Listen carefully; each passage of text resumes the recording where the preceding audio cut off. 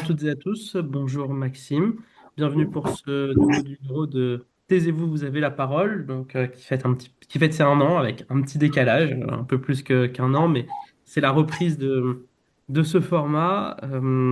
Et pour cela, on a décidé d'inviter, et on te remercie Maxime, donc Maxime Leonardi, ancien interne en pharmacie à l'hôpital Paul Guiraud à Villejuif et à Choisy-le-Roi au centre d'accueil et de crise.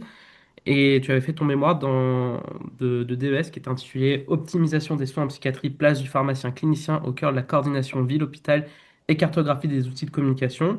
Tu avais présenté à l'époque tes demandes et le début de tes recherches sur un premier taisez-vous. Et aujourd'hui, tu viens nous présenter euh, les conclusions, enfin, finalement, où tu en es et ce qu'il en est, puisque maintenant, tout cela est fini pour toi. Donc, je te laisse la parole. Et encore une fois, merci. Bonjour à tous, merci Noam pour cette introduction. Donc, je vais peut-être vous partager mon diaporama. Hop. Et je vais vous faire ma présentation. Est-ce que vous voyez bien? Oui. Oui, Alors, bonjour à tous. Donc, je m'appelle Maxime Leonardi, ancien interne effectivement de l'hôpital Paul Guiraud à Villejuif et à Choisy-le-Roi. Et actuellement pharmacien gérant chez Ramsay à la clinique Marcel Samba. Donc, effectivement, je vais vous faire un retour de mon mémoire qui s'intitule À la rencontre des officines, cartographie des activités de pharmacie clinique et moyens de communication des officines à l'échelle d'un territoire. Donc, pour introduire le sujet, la HAS, la Haute Autorité de Santé, définit le parcours de soins comme la coordination entre les professionnels de santé par le partage d'informations. Les activités de pharmacie clinique, elles, permettent de sécuriser la prise en charge médicamenteuse et d'assurer la continuité entre la ville et l'hôpital. On peut citer deux exemples. excuse-moi, on voit pas les diapos qui défilent. Ah oui? Ouais, mais peut-être mets en plein écran. Je sais pas si. Je suis en plein écran. Parce que là, on Et là, vous voit. voyez, Oui, là, c'est bon, ça défile. Ouais, là, c'est bon. C'est bon. bon, faut que je reste comme ça alors. Donc, on peut citer deux exemples de pertinence, notamment dans le domaine de la psychiatrie pour les activités de pharmacie clinique. On a par exemple une étude de 2016 qui a été menée en France sur la conciliation médicamenteuse, donc qui a porté sur 303 patients et qui a montré que 42% de divergence non intentionnelle à l'entrée et 30% de divergence non intentionnelle à la sortie. Une autre étude en 2021 en France a montré que la conciliation médicamenteuse de sortie était transmise à 92% des pharmaciens d'officine et 76% des médecins généralistes.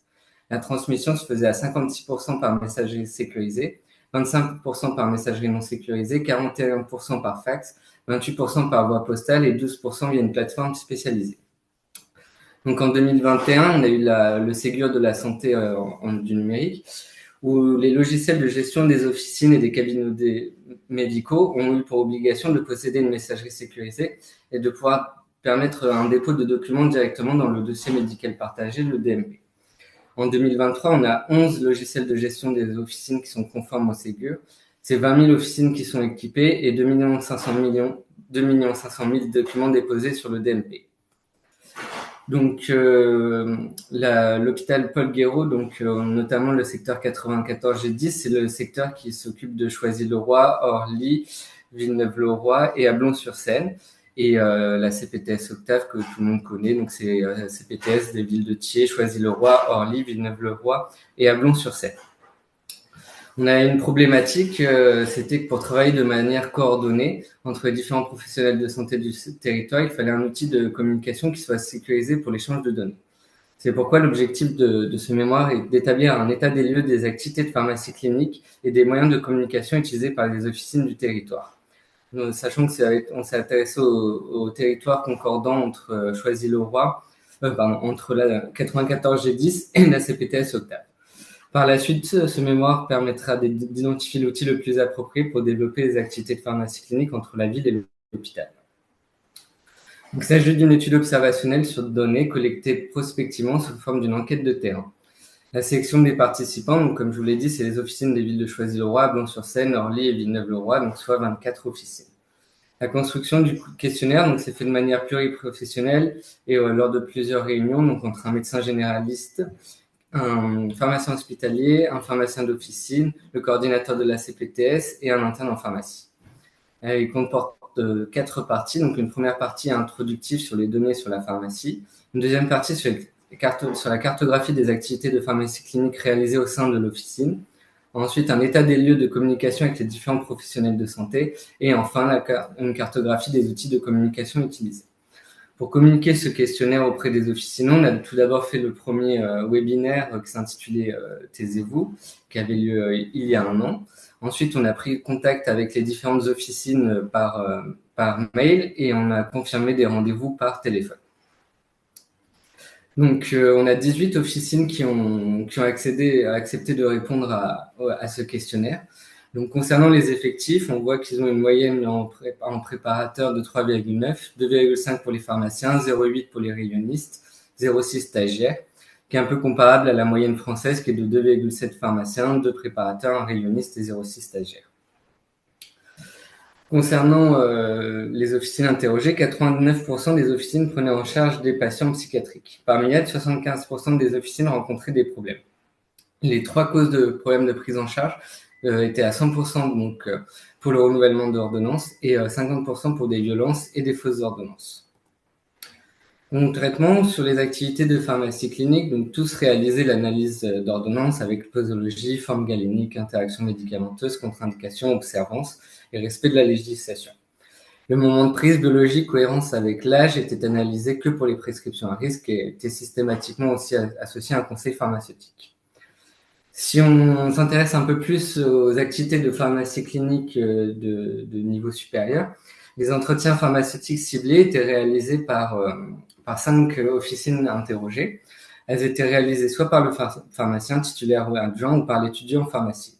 Les fréquences étaient une fois par semaine pour une officine, une fois par semestre pour une officine, et pour 3 officines, c'était au moins une fois par an. Les entretiens pharmaceutiques ciblés donc, concernaient en majorité donc à 80% pour la chimiothérapie orale, les femmes enceintes, 40% pour les anticoagulants oraux et 20% pour l'asthme. Le bilan partagé de médication était développé par 4 officines, donc qui était toujours réalisé par un pharmacien titulaire ou adjoint ou par un étudiant en pharmacie. La fréquence était pour une officine au moins une fois par mois, pour 2 officines au moins une fois par semestre et pour une officine au moins une fois par an. Il est important de noter que 6 officines ou 46% des officines étaient intéressées pour développer des activités de pharmacie clinique et 2 officines étaient impliquées dans un projet hospitalier.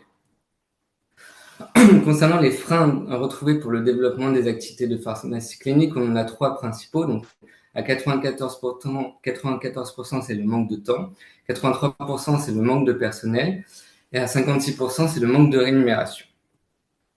Concernant la communication, on s'est interrogé à 4 types d'interlocuteurs, donc la communication entre l'officine et les pharmacies à usage intérieur, avec les CMP et les médecins généralistes et médecins spécialistes. Donc pour synthétiser ce gros tableau, donc le contact le plus fréquent, c'était à 100% pour les officines médecins généralistes et médecins spécialistes. La fréquence de contact avec les médecins généralistes, c'était 58% au moins 30 minutes par jour et 28% au moins 30 minutes par semaine.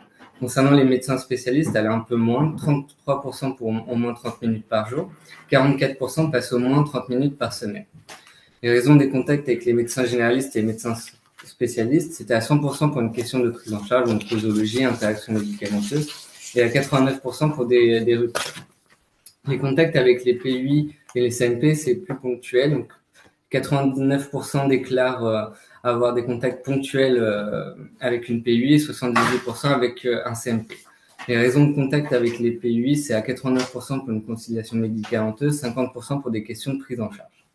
Les raisons de contact avec les CMP, c'est 50% de renouvellement d'ordonnance, 43% de questions de prise en charge. Systématiquement, le moyen de communication le plus utilisé et retrouvé, c'était le téléphone pour 100% des offices. Concernant les freins à la communication avec les différentes structures et professionnels de santé, le frein majoritaire, c'était la difficulté à trouver les coordonnées, donc pour 83% des officines. 22%, c'est le manque pas assez de temps, et 6% le manque d'outils et de rémunération. Concernant les outils de communication, donc on s'est intéressé à 3 outils de communication sécurisés, donc les messageries sécurisées, le dossier médical partagé et le dossier pharmaceutique. Donc toutes les officines déclarent posséder une messagerie sécurisée. Par contre, l'utilisation est variable. 56% déclarent ne jamais l'utiliser, tandis que 22% l'utilisent au moins une fois par an, 17% au moins une fois par mois et 5 officines au moins une fois par semaine. Concernant les raisons d'utilisation, elles sont de plusieurs types. Donc, pour 63% d'entre elles, c'est pour recevoir les alertes de la Direction générale des soins, 37,5% pour des ordonnances, 25% pour l'échange de données. L'avantage retrouvé systématiquement pour les messageries sécurisées, c'est que c'est sécurisé. Par contre, les inconvénients, c'est que pour 62,5% des officines interrogées, les médecins ne l'utilisent pas. Et à 37,5%, c'est la difficulté d'ouverture. Concernant le DMP, 3 officines déclarent l'utiliser, mais l'utilisent au moins une fois par an. Les raisons de l'utilisation, donc c'est soit sur demande de patients pour 2 officines, et une, c'était pour incrémenter des bilans partagés de médication. L'avantage retrouvé, c'est que toutes les données de santé sont regroupées dessus. Concernant les inconvénients, c'est que pour une officine, c'était qu'il était encore difficile d'incrémenter les bilans partagés de médication dessus. Concernant le dossier pharmaceutique, 16 officines, donc 89% déclarent l'utiliser. Et là, c'est important de noter que c'est une utilisation qui est vraiment quotidienne, donc au moins une fois par semaine. La raison d'utilisation, c'est pour toutes les officines qui l'utilisent, c'est l'historique de dispensation. Concernant les avantages, donc qui sont à peu près les mêmes, c'est de permettre de détecter l'automédication, les interactions médicamenteuses et le nomadisme pharmaceutique. L'inconvénient, c'est que les patients qui n'ont pas de carte vitale n'ont pas de dossier pharmaceutique. Donc, si on met en rapport les données récoltées avec la littérature, en 2020, à Reims, une étude multicentrique menée sur 117 officines a montré que 24,3% des officines avaient réalisé au moins un bilan partagé médicamenteux dans l'année, versus 22% pour notre enquête. En 2013, une thèse dans le Calvados sur 145 officines a montré que 43% des officinaux avaient développé des entretiens pharmaceutiques au moins une fois par an, contre 28% dans notre enquête en 2024, et les types retrouvés étaient l'asthme et anticoagulants. Les freins évoqués étaient systématiquement les mêmes, le manque de temps et de rémunération. Il faut savoir que la rémunération au 8 janvier 2025 pour 4 entretiens de bilan partagé de médication, c'est 65 € pour l'année 1 et 30 € pour l'année 2. La rémunération des entretiens pharmaceutiques ciblés, elle est de 2 types. Les entretiens pharmaceutiques ciblés courts, pour les femmes enceintes et les antalgiques de palier 2, c'est 5 € par entretien. Concernant ceux qui sont plus longs, donc anticoagulants oraux, anticancéraux oraux et asthme, c'est 50 € pour les 3 entretiens de l'année 1 et 10 et 20 € pour les entretiens d'observance et thématiques numéro 1 et puis. Les leviers au développement des activités de pharmacie clinique à l'officine seraient déjà une meilleure rémunération de ce type d'activité, un gain de temps, on pourrait imaginer des logiciels automatisés qui pourraient retransmettre, incrémenter le DMP directement, avoir un retour sur les résultats de ces activités de pharmacie clinique et une ouverture sur d'autres pathologies comme par exemple la psychiatrie. L'outil le plus utilisé, c'est le téléphone pour contacter différents professionnels de santé, ce qu'on a retrouvé pour 100% des officines de notre enquête. Je n'ai pas trouvé de chiffres en France, mais j'ai trouvé un chiffre en Belgique en 2023 qui était de 42%. Les inconvénients du téléphone, c'est la disponibilité de l'interlocuteur et la difficulté à trouver les coordonnées. Pour 100% des officines de notre enquête, sont favorables à l'établissement d'un annuaire des professionnels de santé du territoire.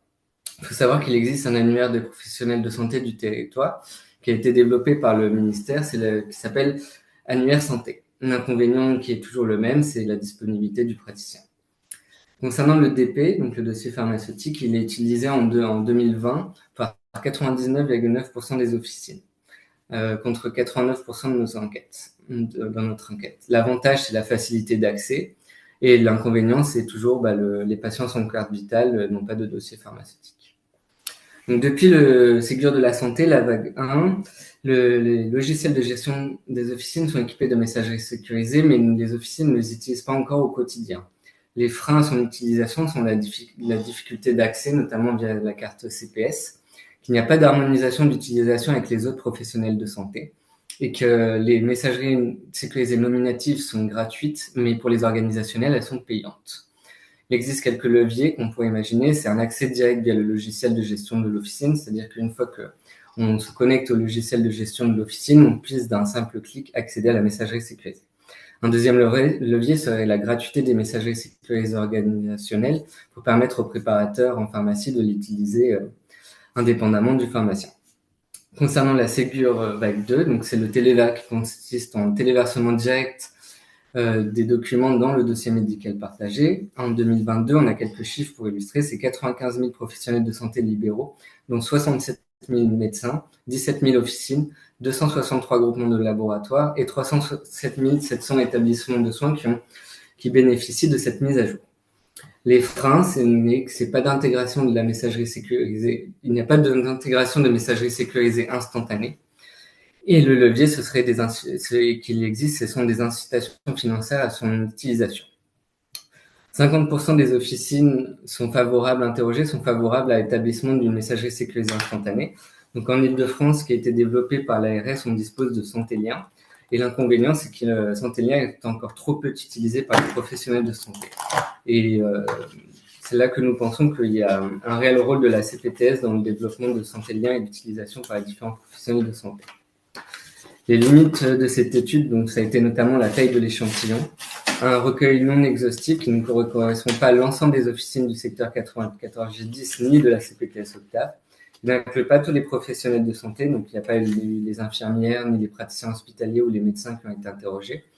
Il y a une non-connaissance des nouveautés du Ségur de la santé au moment de l'étude. On a une absence de consensus sur le meilleur outil, donc c'est-à-dire que pour 50% des officinaux, ce serait une messagerie sécurisée instantanée de type Santelien. Pour 17%, ce serait le DLP. Pour 11%, le téléphone. 5% les réseaux sociaux. Et 17% ne se prononcent pas. Donc, en conclusion, on a une réelle nécessité d'harmoniser les pratiques de communication, que ce soit déjà à l'échelle de notre territoire et ensuite à l'échelle nationale. Afin de favoriser un lien ville-hôpital et le parcours de soins, il est indispensable d'harmoniser les moyens de communication sécurisés. Les moyens de communication doivent répondre à certaines exigences, donc ils doivent être sécurisés, ils doivent répondre aux besoins et aux attentes des professionnels de santé, donc c'est-à-dire être instantanés, faciles d'accès, avoir un regroupement de données et utilisé par tous les professionnels de santé. Donc on pourrait le scinder en deux, donc les messageries sécurisées instantanées de type Santelien qui semblent répondre aux besoins de réponse immédiate, de type rupture, switch, dépannage ou renouvellement. Quant au DMP, lui, répondre aux besoins de regroupement et de partage des données qui ne nécessitent pas forcément une réponse immédiate. Avoir accès à un bilan biologique, avoir accès à l'automédication d'un patient, des résultats d'IRM, un avis spécialiste. En tout cas, il est indispensable et nécessaire de communiquer et de former les professionnels de santé à l'utilisation de messagerie sécurisée instantanée et du DMP. Je vous remercie pour votre attention. Merci. Merci. Merci beaucoup, Maxime. C'était très intéressant, toutes ces données. Enfin, on a le retour en fait de tout ce que tu nous avais présenté comme question à l'époque, et aujourd'hui, on a des résultats. Peut-être un petit mot, le temps de voir s'il y a des petites questions sur Centelien. Bah, en fait, on partage ce constat, à la fois sur le rôle des CPTS, et c'est ce qu'on essaye de faire, mais sur le fait que voilà, c'est l'outil qui se présente à nous aujourd'hui, et donc c'est ce qu'on essaye de présenter nous aussi, et de faire passer un certain nombre de structures, de professionnels de santé dessus, puisque une fois qu'ils y sont, ça se passe bien, mais très souvent, on a des ruptures, entre guillemets, de communication, puisque tout le monde n'y est pas encore, et ça bloque un petit peu le processus. Donc voilà, ça, c'était le petit mot. En tout cas, merci beaucoup pour cette présentation. Est-ce qu'il y a des questions dans l'audience pour Maxime?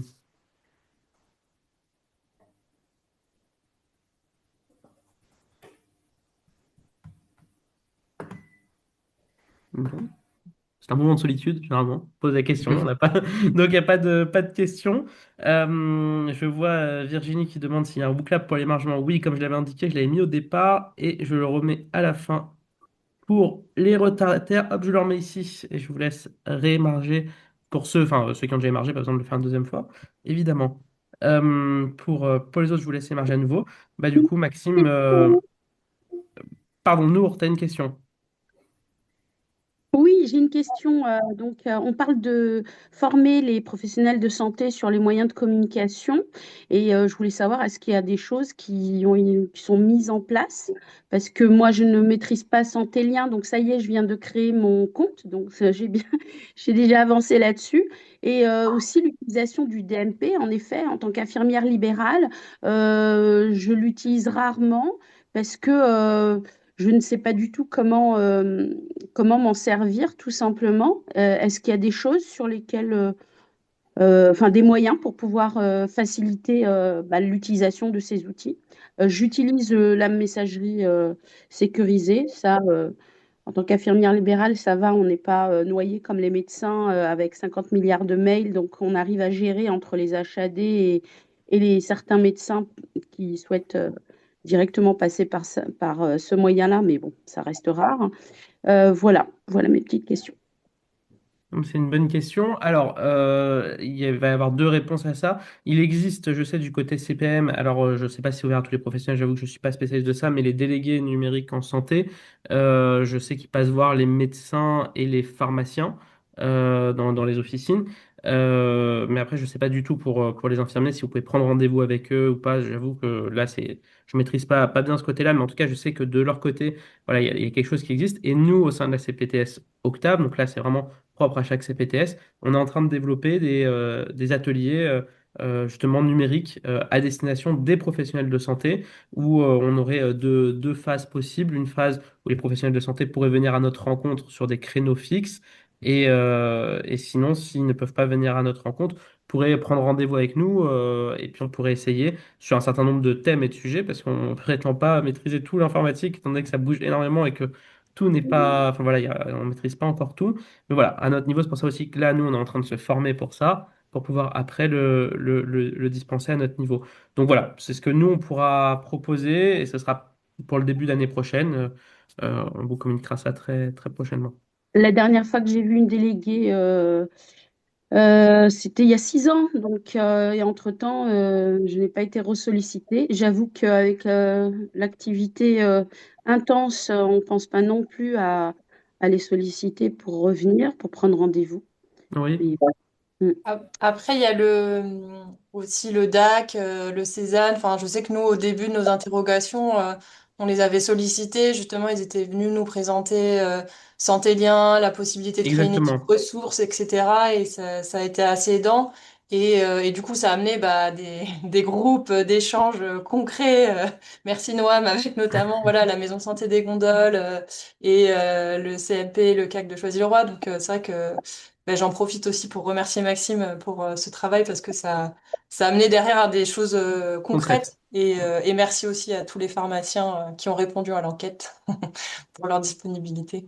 Exactement. Je vais reprendre tous ces points. Déjà, oui, effectivement, merci Maxime, merci aussi Mathilde, puisque il était avec toi au CMP, au CAC, donc merci pour tout ça. Ça a amené effectivement à des discussions, à des choses concrètes. Virginie signale dans le chat qu'il y a des webinaires de la CEPAM qu'on peut demander par mail, absolument. Il y a tout ça, il y a des ressources en ligne. Et effectivement, tu l'as signalé Mathilde, et c'était le dernier point, Cézanne et le DAC ont des délégués numérique aussi, enfin des chargés c'est une chef chargée de mission, quelque chose comme ça, chef de projet numérique, notamment sur le 94 Ouest. On voit très bien qui c'est et qui peuvent nous accompagner et qui répondent à un certain nombre de nos questions et qui sont très à l'écoute en tout cas, enfin très très présents. Donc voilà, c'est des ressources aussi qu'on peut mobiliser si besoin. Bon, et ben parfait. Est-ce qu'il y a d'autres questions? Non. Eh ben alors Maxime, il ne nous reste plus qu'à te remercier une nouvelle fois, remercier tous les participants à ton travail, remercier à tous ceux qui étaient présents aujourd'hui et qui ont assisté. Il y aura un petit enregistrement qu'on diffusera de cette session. Et puis je vous souhaite à tous un bon après-midi. Je vous dis à très bientôt. Merci à tous, à bientôt. Merci. Merci Merci beaucoup. beaucoup. Merci. Merci Merci à Maxime. tous. À bientôt. Merci À Maxime. bientôt. Bon après-midi. Merci.